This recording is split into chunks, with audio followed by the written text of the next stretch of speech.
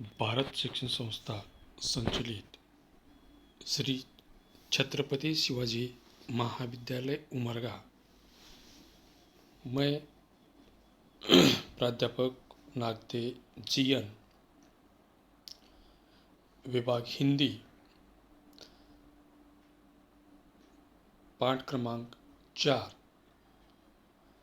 तो इससे पहले हमने 10 कड़ियाँ देखी हैं और जो अगली कड़ी है वे 11 नंबर की कड़ी आज हम देखेंगे और उसमें गद्य विभाग में पाठ क्रमांक 4 आता है और उसका शीर्षक है आदर्श बदला। आदर्श बदला इसका पहला भाग जो है हमने पिछले वीडियो में देख लिया है और हम उसके आगे आज देखेंगे। तो आगरा शहर में सुबह सुबह की साधुओं की एक मंडली आई हुई थी। बड़े ढंग से भजन गाते हुए, गीत गुनगुनाते हुए वे आगरा शहर में प्रवेश करती है। इस मंडली में एक छोटा सा बच्चा भी आया था। तो साधु अपने राग में मगन थे, तभी राज्य के सिपाहियों ने इन्हें गिरफ्तार कर लिया था। उन्हें बादशाह अकबर के सामने पेश किया गया। तब अकबर के मशहूर संगीतकार तानसेन ने यह कानून बनवाया था कि जो आदमी राग विद्या में उसकी बराबरी न कर सके, आगरा की सीमा में वे गीत न गाए और जो गाए उसे मौत की सजा दी जाएगी। बेचारे साधुओं को इस बात की खबर नहीं थी। आखिर उनको मृत्युदंड की सजा वहां पर दी जाती है और इसमें यह छोटा सा बच्चा जो है उसे छोड़ दिया जाता है, क्योंकि उसका कोई कसूर नहीं था, वह छोटा था, इसलिए उसे छोड़ दिया जाता है। वह बच्चा रोता हुआ तड़पता हुआ आगरे के शहर में निकलकर जंगल के कुटियों की ओर प्रवेश कर लेता है। कुटियों में पहुंच लेता है और बड़े जोर से वे रोना आरंभ कर देता है। तभी खड़ा पहना हुआ एक साधु वहां पर चला आता है, जिनका नाम बाबा हरिदास है। कुटियों के अंदर वे प्रवेश कर लेते हैं। बड़े शांत भाव से उन बच्चों को शांत रहने के लिए बार बार वे बता देते हैं, लेकिन उस बच्चे ने बता दिया है कि मुझे शांति तब मिलेगी जब मैं अपने पिताजी के मृत्यु का बदला ले लूँगा। तो उन्होंने जो भी बात घट चुकी है वे सारी जानकारी वहाँ पर हरिदास जी को बता देता है। तो बच्चा वो जो है वे बैजू बावरा था, उसने अपने साथ हुई सारी घटनाएं बाबा हरिदास को बता देता है और उसके बदले की भूख और प्रतीक्षा की प्यास मिटने की उनसे प्रार्थना करता है। अंत में हरिदास ने उन्हें आश्वासन दे दिया है, आश्वस्त कर दिया है, वे ऐसा उसे हथियार दे देंगे जिससे वे अपने पिता का बदला आसानी से ले सके। और इसके लिए उन्होंने बैजू से 12 वर्ष तक संगीत की तपस्या करने का वचन ले लिया और बाबा ने 12 वर्ष के बैजू बावरा को सब कुछ ज्ञान के बारे में वहाँ पर उसे उस गान के बारे में ज्ञान दे दिया जो उसके पास था। अब बैजू पूर्ण गंधर्व बन चुका था और उसके स्वर में एक जादू सी वहाँ पर चली आई थी। यहाँ तक हमने पिछले वीडियो में आदर्श बदला इस पाठ की जानकारी ले ली थी, तो आज हम उसके आगे का हिस्सा जो है उसके बारे में जानकारी ले लेंगे। तो आदर्श बदला इस पाठ के रचनाकार सुदर्शन जी, इन्होंने प्रस्तुत पाठ में जो बदला शब्द होता है उसे अलग अलग ढंग से व्याख्यायित करने का प्रयास किया गया है। यदि वह बदला किसी के मन में उत्पन्न हिंसा को समाप्त कर लेता है तो और किसी के मन में उस हिंसा समाप्त हो जाती है तो जीवन का एक सम्मान जो है वहाँ पर सीख देता है, और वही आदर्श बदला के माध्यम से लेखक ने यहाँ पर बताने की कोशिश की हुई है। तो ऊपर की घटना के बारे में हमने देख लिया है कि बैजू जो है हरिदास जी का दास बन चुका है, उनका सेवक बन चुका है और हर आज्ञा का पालन करने के लिए वे तैयार हो चुका है।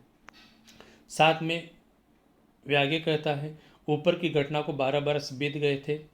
जगत में बहुत से परिवर्तन हो गए, कई बस्तियां उजड़ गई, कई वन बस गए, बूढ़े मर गए, जो जवान थे उसके बाल सफ़ेद हो गए। तो बैजू बावरा जब छोटा बच्चा था उस वक्त बाबा हरिदास को मिला हुआ था। बाबा हरिदास ने उन्हें ज्ञान के बारे में पूरी सीख जो है वहाँ पर दे दी थी।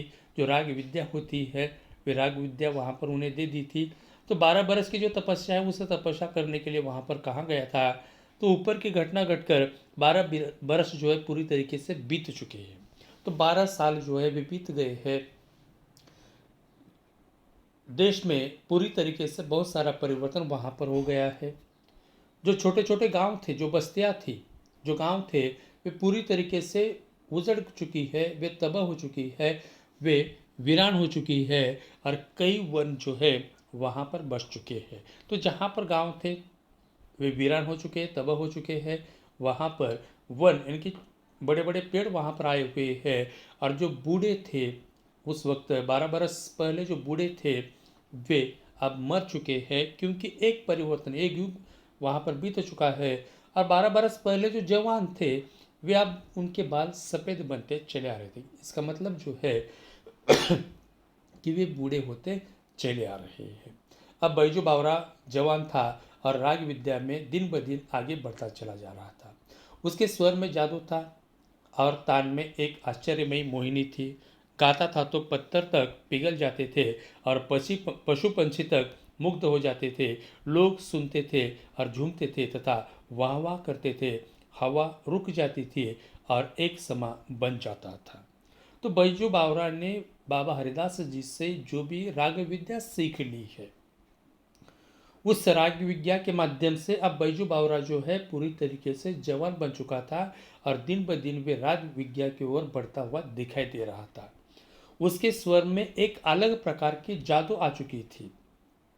तो एक आश्चर्य, वे जब भी गा लेता था तो आश्चर्यमयी मोहिनी जो होती है, मन को लुभावने वाली जो गान होती है और वो जो गीत गाता था, तो जो कठोर पत्थर होता है वे भी पिघलता हुआ दिखाई देता था। और जो पशु पंछी है वे भी उनकी गान सुनकर मोहित हो जाते थे, मुग्ध हो जाते थे। लोग सुनते थे और उसी के साथ साथ उस गान के साथ वे झूमते थे, नाचते थे और उसकी प्रशंसा भी कर लेते थे, वाह भी कर लेते थे। जो हवा चलती थी उनकी गान सुनने के लिए, बैजू बावरा की गान सुनने के लिए कुछ वक्त के लिए रुक जाती थी। एक समा बन जाता था, एक रंग जो है वहाँ पर कुदरत के माध्यम से जम जाता था। ये बैजू बावरा के माध्यम से बता दिया है। एक दिन हरिदास ने हंसकर कहा, वत्स, मेरे पास जो भी कुछ था वह मैंने तुझे दे डाला। अब तू पूर्ण गंधर्व हो गया है। अब मेरे पास और कुछ नहीं जो तुझे मैं दे दूं। तो एक दिन बाबा हरिदास जी ने हंसकर बैजू बावरा को वहाँ पर बता देते हैं कि छात्र, मेरे पुत्र, मेरे पास जो भी कुछ था वह सब कुछ मैंने आपको दे दिया है। अब मेरे पास तुझे देने के लिए कुछ भी बचा नहीं है। अब तू पूर्ण तरीके से देवलोक के जो गायक होते हैं उसी प्रकार का गायक तथा गंधर्व बन चुका है। अब मेरे पास कुछ भी नहीं है जो कि मैं तुझे दे दूं। इस प्रकार बाबा हरिदास जी कहते हैं। बैजू हाथ बांधकर खड़ा हो गया और कृतज्ञता का भाव आसों के रूप में बह निकला। चरणों पर सिर रखकर बोला, महाराज, आपका उपकार जन्म भर सिर से न उतरेगा। तो बैजू बावरा जो है अपना हाथ बांध लेता है, बाबा हरिदास के सामने खड़ा हो जाता है और बाबा हरिदास को अपना गुरु उन्होंने मान लिया था। और अपना कृतज्ञता व्यक्त करने के लिए, अपने मन में जो भी भाव है उस भाव को व्यक्त करने के लिए अपने आंसुओं के रूप में वह उनकी आंखों से आंसू निकल आते हैं और बाबा हरिदास जी के चरणों के ऊपर सिर रखकर बैजू बावरा बोल लेता है कि महाराज, आपने अनेक उपकार जो है मेरे उपकार किए हुए हैं। जो उपकार है उस उपकार को मैं इस जन्म क्या, जन्म जन्म तक नहीं भूलूंगा और मैं अपने सिर से उसे उतार भी नहीं पाऊंगा। इतने बड़े उपकार जो है आपने मेरे ऊपर कर दिया है। इस प्रकार बैजू बावरा जो है बाबा हरिदास को वहाँ पर कह देता है। आगे चलकर वे कहते हैं, हरिदास सिर हिलाकर बोले, ये नहीं बेटा, कुछ और कहो, मैं तुम्हारे मुंह से कुछ और सुनना चाहता हूँ। तो बाबा हरिदास कहते हैं कि ये नहीं बेटा, मैंने तेरे ऊपर कोई उपकार नहीं किया है, जो मेरे पास था वो मैंने आपको दे दिया है, कि मैं तुझसे कुछ अच्छी बात तेरे मुंह से मैं सुनना चाहता हूँ, और इसलिए कुछ अच्छी बात मुझे आप सुनाइए। इस प्रकार बाबा हरिदास जी कहते हैं। तो बैजू कहता है आज्ञा कीजिए। तो बैजू ने बता दिया है कि आप मुझे आदेश दे दीजिए और उसी प्रकार मैं कार्य करूँगा। तो हरिदास जी वो कहते हैं तुम पहले प्रतिज्ञा करो, कि तुम पहले ये प्रार्थना करो, कि यह शपथ ले लो, कि बैजू ने बिना सोच विचार किए कह दिया कि मैं प्रतिज्ञा करता हूँ। तो बैजू बावरा ने अपने गुरु के सामने किसी प्रकार की सोच तथा विचार नहीं किया है, बिना सोचे समझे ही भी उन्होंने कह दिया है कि मैं आपके सामने यह प्रतिज्ञा करता हूँ कि बाबा हरिदास ने ही उस वाक्य को पूरी तरीके से पूरा कर दिया है, कि इस राग विज्ञा से किसी को हानि नहीं पहुंचाऊंगा।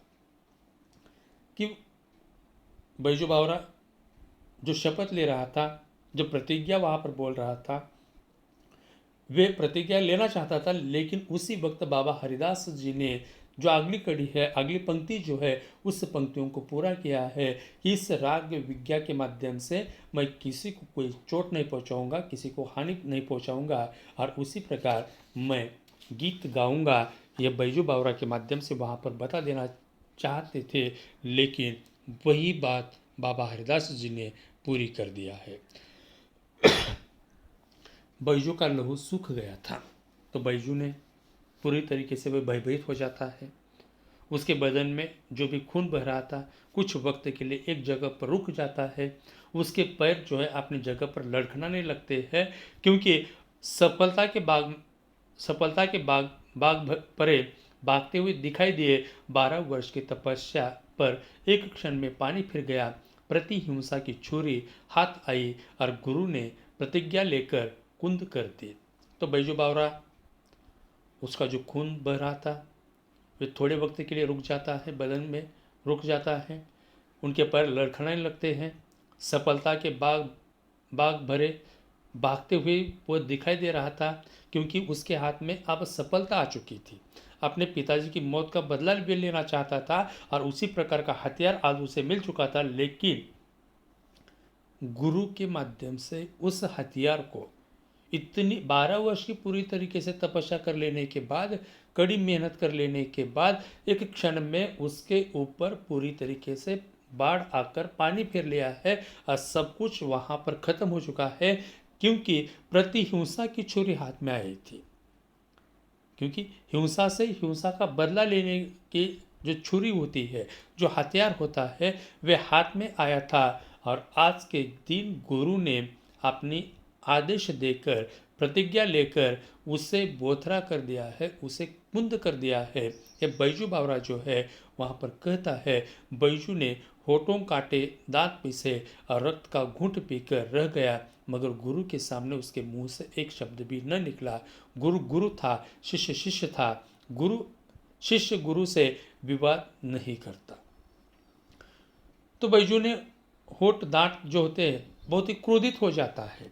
अपना क्रोध को प्रकट न करते हुए वे स्वयं के अंदर ही अंदर जो भी क्रोध है उस क्रोध को पी लेता है, लेकिन अपने गुरु के सामने उस क्रोध को भी दिखाता नहीं है। मगर गुरु के सामने उसके मुंह से एक शब्द भी बाहर नहीं निकलती, क्योंकि गुरु गुरु होते हैं। उसी के साथ साथ शिष्य जो होता है वह शिष्य ही होता है, और शिष्य को गुरु के सामने किसी प्रकार का विवाद तथा आपस में वहाँ पर बातचीत नहीं करनी चाहिए। यह बात जो है बैजू बावरा ने पूरी तरीके से जान लिया था, और इसलिए वे आज के दिन बहुत ही गुस्से में था, क्रोधित था, क्योंकि अपने पिताजी की हत्या का बदला लेने का हथियार मिल चुका था, अवसर आ चुका था, लेकिन गुरु ने अपना प्रतिज्ञा लेकर उसे कुंद कर दिया है, बोथरा कर दिया है। ये बैजू बावरा वहाँ पर कह देते हैं, लेकिन आगे चलकर क्या होता है देखेंगे। तो कुछ दिन बाद एक सुंदर नवयुवक साधु आगरे के बाजारों में गाता हुआ जा रहा था। लोगों ने समझे इसकी भी मौत आ गई है। वे उठे कि उसके नगर की रीति की सूचना दे दे, मगर निकट पहुंचने से पहले ही मुग्ध होकर अपने आप को भूल गए। और किसी को साहस न हुआ कि उससे कुछ कहे। तो कुछ दिन बाद एक सुंदर सा नवयुवक जो है आगरा शहर के बाजारों में अपने मुंह से गीत गाता हुआ चला आ रहा है। लोगों ने उन्हें समझाने की कोशिश की कि लोग उसे बुला बताने के लिए जा रहे थे, क्योंकि आगरे का जो नियम है कि तानसेन के अलावा, उनकी अनुमति के अलावा आगरा शहर में कोई भी गीत नहीं गाएगा, यह बात, और जो गाएगा वे तानसेन से मुकाबला नहीं कर सकता, तो वहाँ पर तानसेन के माध्यम से उसकी मौत वहाँ पर हो जाती है। ये जो नियम वहाँ पर डाले हुए थे, तो लोग उस नियम के बारे में उस सुंदर युवक को, साधु को बताने के बारे में सोच रहे थे, और वे आपस में ही बात कर लेते हैं कि अब इसकी भी मौत आ गई है। वे उठे कि उसे नगर की रीति की सूचना दी।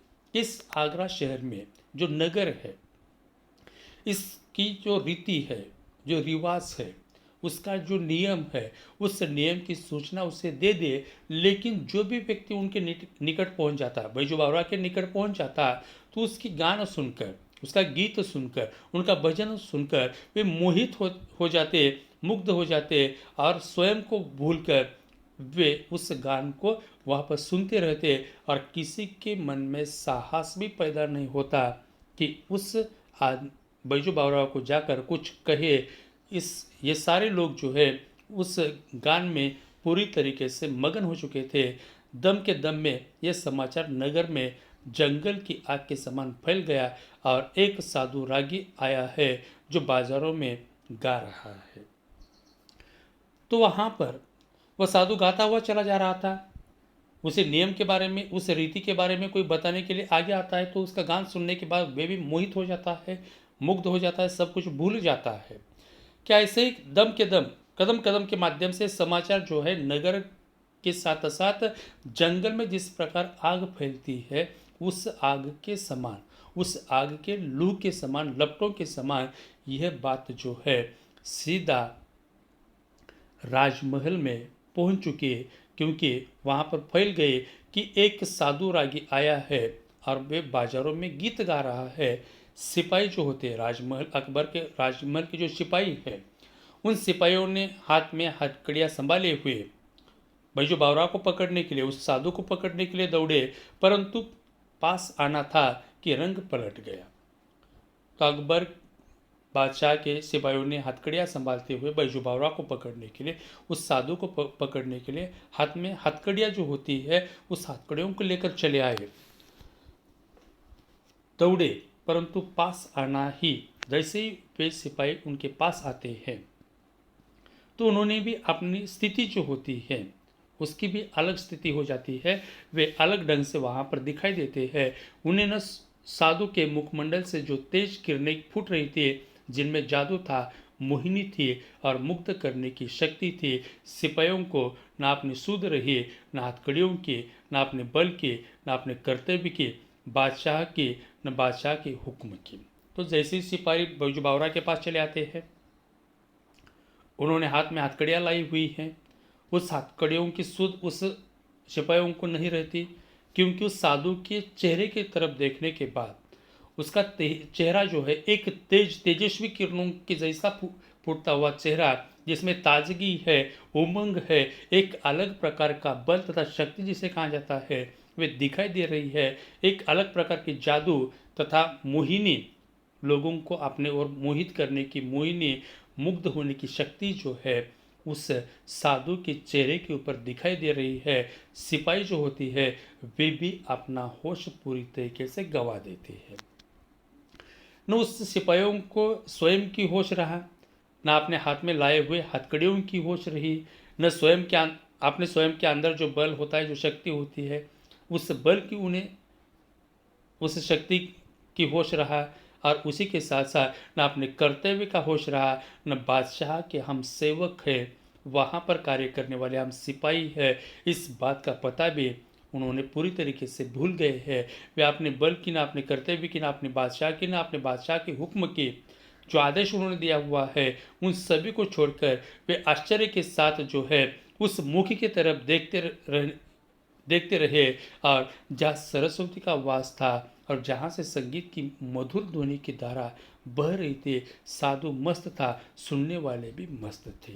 तो यहाँ पर एक सरस्वती का वास था, विद्या की देवी जो होती है स्वयं प्रकट आ चुकी है कि सरस्वती का वास वहाँ पर दिखाई दे रहा है, विद्या की देवता वहाँ पर दिखाई दे रही है।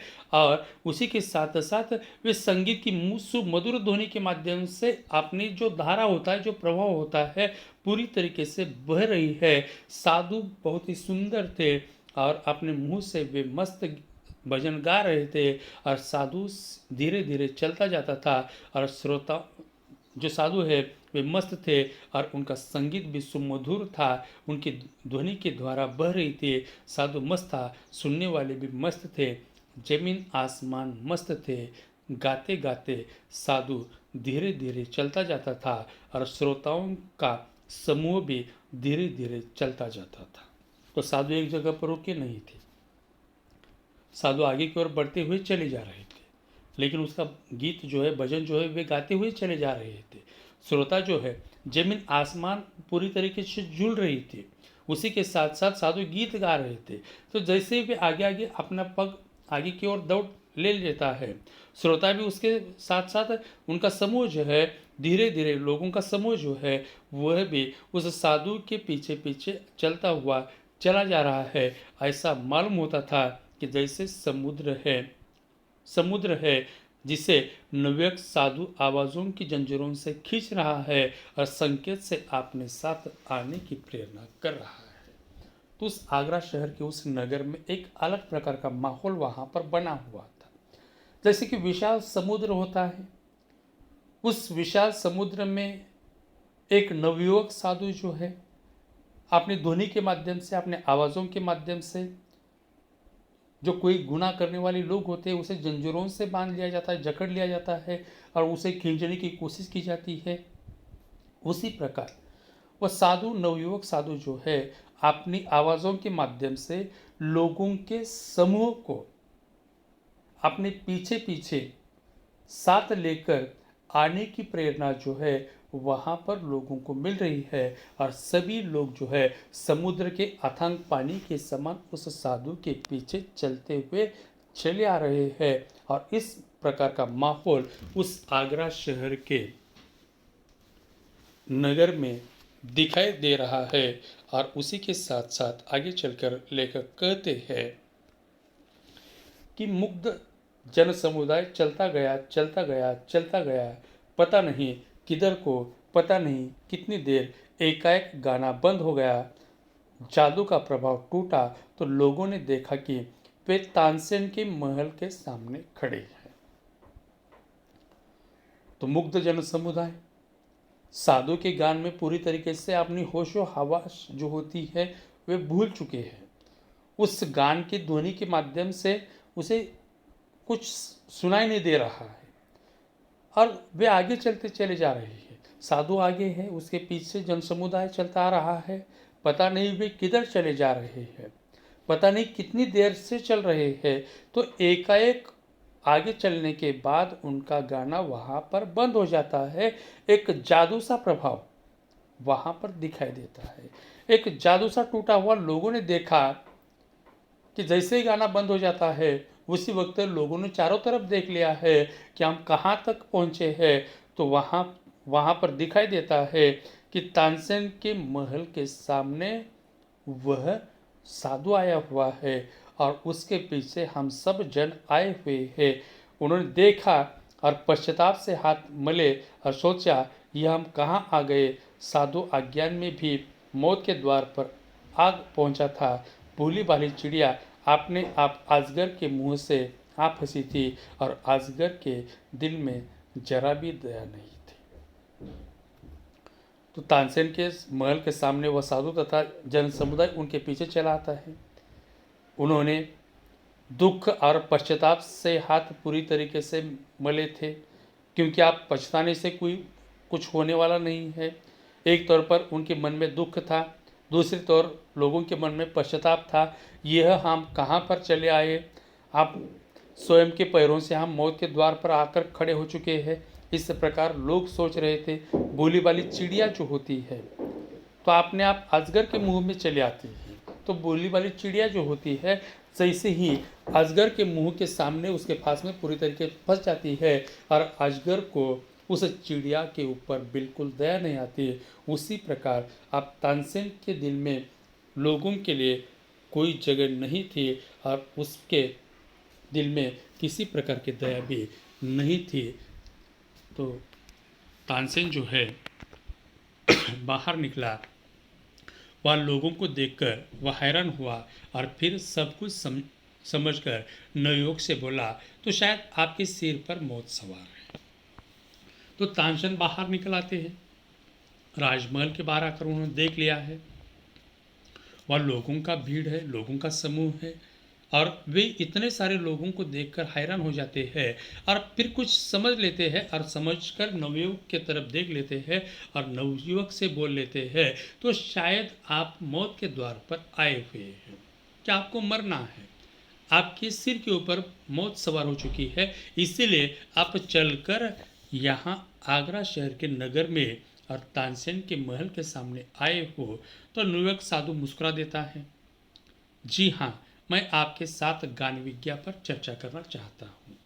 तो उस नवयुवक साधु ने तानसेन की तरफ देख लिया है, उसके चेहरे के ऊपर मुस्कुराहट है और हंसते हुए भी कहता है कि जी हाँ, मैं आपके साथ जो गान विद्या होती है, जो गीत होते हैं, जो संगीत होते हैं और उसके ऊपर मैं उस विद्या के बारे में आपस में चर्चा करना चाहता हूँ, इसीलिए मैं आपके द्वार के सामने आया हूँ। तो तानसेन ने बेपरवाही से उत्तर दिया, अच्छा, मगर आप नियम जानते हैं ना, नियम कड़ा है और मेरे दिल में दया नहीं है। तो तानसेन जो है लापरवाही के माध्यम से उत्तर दे देते हैं, क्या अच्छा, मगर आप नियम जानते नहीं हैं। इस नगर का, उसी के साथ साथ इस शहर का जो नियम है वे बहुत ही सख्त है, कठोर नियम है और इस नियम को आप जानते नहीं है।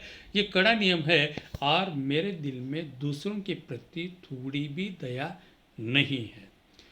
मेरी आंखें जो है दूसरों की मौत देखने के लिए हम हर समय तैयार होती है, क्योंकि मेरी आंखें जो है वो दूसरों की मौत देखने के लिए हमेशा के लिए तैयार हो जाती है, इसलिए मेरे दिल में किसी प्रकार की दया बिल्कुल नहीं है नवयुवक, और मेरे दिल में जीवन का मोह नहीं है, मैं मरने के लिए हर समय तैयार हूँ। तो नवयुवक ने तानसेन की बात सुन ली है, वे भी तानसेन की तरफ देख लेते हैं और नवयुवक कहता है कि आपकी बात सही है कि नियम सख्त है, कठोर है, आपके दिल में दूसरों के लिए थोड़ी भी दया नहीं है और मौत देखने में आप दिलचस्पी रखते हैं और हमेशा के लिए मौत देखने के लिए आप तैयार रहते हैं। तो नवयुवक कहता है कि मैं मरने के लिए आया हूँ, मेरे दिल में जीवन का बिल्कुल मोह नहीं है, लेकिन जीने के लिए मेरे दिल में किसी प्रकार का मोह नहीं है और मैं मरने के लिए हमेशा के लिए तैयार हूँ। ये बात जो है हर समय अक्सर हर वक्त मैं मरने के लिए तैयार हूँ, यह उस नवयुवक साधु ने वहाँ पर तानसेन से कह दिया है। और इसी समय सिपाहियों को अपनी हथकड़ियों का ध्यान आया और झंकारते हुए आगे बढ़े और उन्होंने नवयुवक साधु के हाथों में हथकड़ियाँ पहना दी। तो उसी वक्त सिपाही जो होश गंवा बैठे थे वे होश में चले आते हैं और उनके हाथ में जो भी हथकड़ियाँ थी उस हथकड़ियों का ध्यान आ जाने के बाद वे झंझारते हुए सामने चले आते हैं और उसी के साथ साथ स्वयं को होश में आने के बाद वे दौड़ते हुए उस नवयुवक साधु के हाथ में हथकड़ियाँ पहना देते हैं। भक्ति का प्रभाव टूट गया, श्रद्धा के भाव पकड़े जाने के भय से उड़ गए और लोग इधर उधर भागने लगे। तो उसी वक्त जो भक्ति का भाव होता है वहाँ पर प्रकट हो जाता है, क्योंकि मनुष्य के मन में जो इच्छा होती है, जो भक्ति होती है वो टूट जाती है और श्रद्धा का भाव पकड़े जाने का भय से उड़ गए और लोग इधर उधर भागने लगे। तो अब तक जो बैजू बावरा की भक्ति में लीन होते हुए जो लोग वहाँ पर खड़े थे वे भक्ति का प्रभाव टूट जाता है, श्रद्धा का भाव अपने मन में पकड़ कर, क्योंकि अब यहाँ पर हम रुक गए तो तानसेन हमें जिंदा नहीं छोड़ेगा, इस प्रकार का डर जो है उन लोगों के मन में था और उसी के कारण वे लोग वहाँ से तितर बितर हो जाते, उड़ जाते हैं और इधर उधर भागने लगते हैं। सिपाहियाँ कोड़े बरसाने लगे और लोगों के तितर बितर हो जाने के बाद नवयुवक साधु को दरबार की ओर ले चले। तो सिपाही जो है, जो भी लोग सामने दिखाई देते हैं, उनके ऊपर कोड़े बरसाते हैं, उनके साथ मारपीट कर लेते हैं। लोग उस मारपीट के डर के कारण बिखर जाते हैं, तितर बितर हो जाते हैं और जहाँ रास्ता मिलता है उस रास्ते से भागने की कोशिश कर लेते हैं। जैसे ही लोग वहाँ से निकल पड़े, नवयुवक साधु को दरबार में ले जाया जाता है और दरबार की ओर से शर्तें सुनाई दी जाती है कि कल प्रातःकाल नगर के बाहर वन में तुम्हें कल प्रातःकाल नगर के बाहर वन में तुम दोनों का गान युद्ध होगा। अगर तुम हार गए तो तुम्हें मार डालने तक का तानसेन को पूर्ण अधिकार होगा और तुमने उसे हरा दिया तो उसका जीवन तुम्हारे हाथ में होगा। तो जैसे ही लोग निकल पड़े, अपने अपने घर चले गए, रास्ता सोना दिखाई दे रहा था। उसी वक्त दरबार की ओर तानसेन को ले जाया जाता है। उस नवयुवक साधु को दरबार की ओर ले जाया जाता है। दरबार की ओर ले जाने के बाद उस साधु को सारी बातें बता दी जाती है।